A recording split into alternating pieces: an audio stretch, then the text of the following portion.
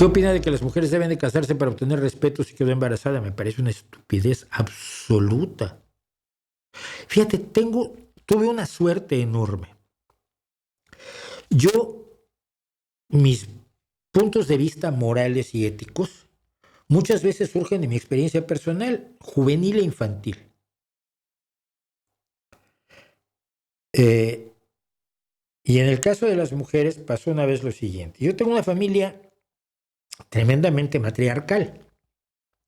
Mi abuela es la mujer más sabia del mundo y que cada día que pasa es más sabia. Si me descubre que sabía más, había cosas que yo no sabía. Yo de niño sabía que era maga. Le dabas leche y hacía requesón, hacía queso, esto era maravilloso. No lo podía yo entender. Tomaba leche y al día siguiente ya tenía queso fresco, ¿no? Mi abuela quedó viuda a los 30 años con 11 hijos y esposa de un señor que había tenido éxito económico, pero que ella no sabía nada de sus negocios. Y murió mi abuelo y los socios, amigos y compadres de mi abuelo se llevaron, decía yo alguna vez, hasta la pelusa de las alfombras. De los 11 hijos, 4 eran hombres y 7 eran mujeres. 7 mujeres que toda la vida tuvieron que trabajar y romperse el alma para sacar adelante luego a sus propios hijos. Me acuerdo, salvo una que tuvo mucha suerte. No, tuvo suerte, sí, pero que enviudaron jóvenes o se divorciaron jóvenes, quedaron con un hijo como mi madre y yo, se divorció cuando yo tenía 5 años, o una tía mía que su marido murió de un accidente horroroso dejándola con 2 hijos pequeños, en fin, que tuvieron que trabajar toda la vida. Pero estaban bajo el matriarcado de mi tía, la solterona, la mayor, que se quedó a cuidar a mi abuela. Se quedó solterona para cuidar a mi abuela. Eran mecanismos de las familias de principios del siglo XX. Estamos hablando de principios del siglo XX, ¿eh? Estamos hablando del año 30, 40, por allí. Cuando mi tía, la mayor, asume esta responsabilidad. Y era una mujer durísima, era una mujer muy amargada. Era ese tipo de personas que cuando chupan un limón, el que hace gestos es ese limón que hace así.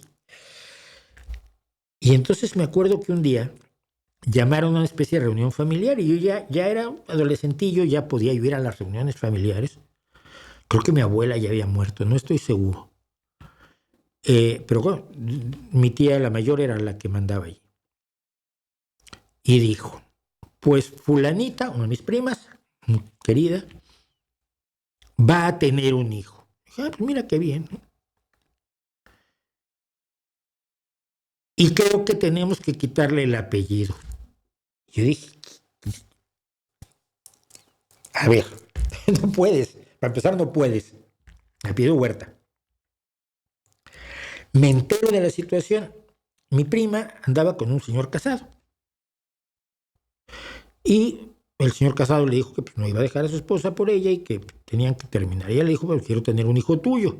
Dijo, oye, yo no me voy a encargar del niño. No puedo. Yo tengo mi familia. Ha sido muy bonito lo nuestro, pero no me interesa. No voy a seguir y no voy a encargarme del hijo. Y mi prima le dijo, ¿y quién te pidió eso? ¿De dónde sacas eso? Yo me hago cargo de mi hijo. Pues sí, vale, te dejo con un hijo y le dejó con mi sobrino. Esa es la historia de cómo se embaraza mi prima. Y mi tía, la mayor, le quiere quitar el apellido.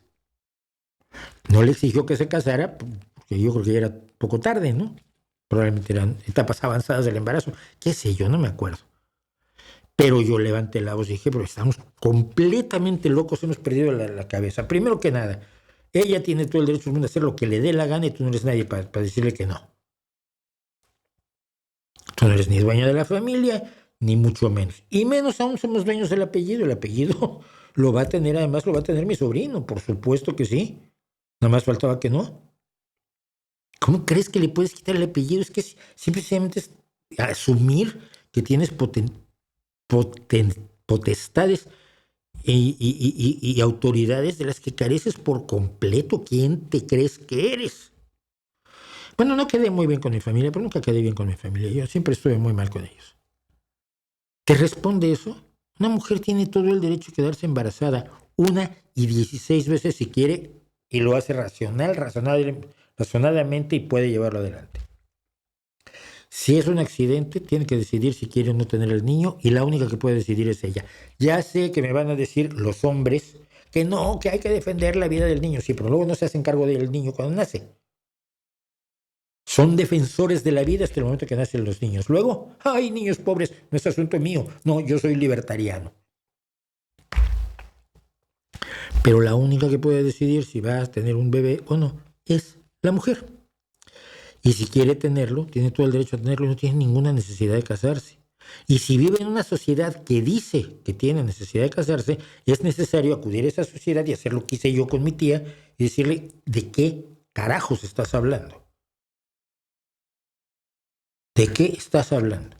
La gente tiene derecho a hacer de su vida lo correcto y la sociedad tiene en todo caso la responsabilidad de apoyarla, pero no de coaccionarla cuando no está haciendo nada ilegal. Punto. Por lo menos yo lo veo así.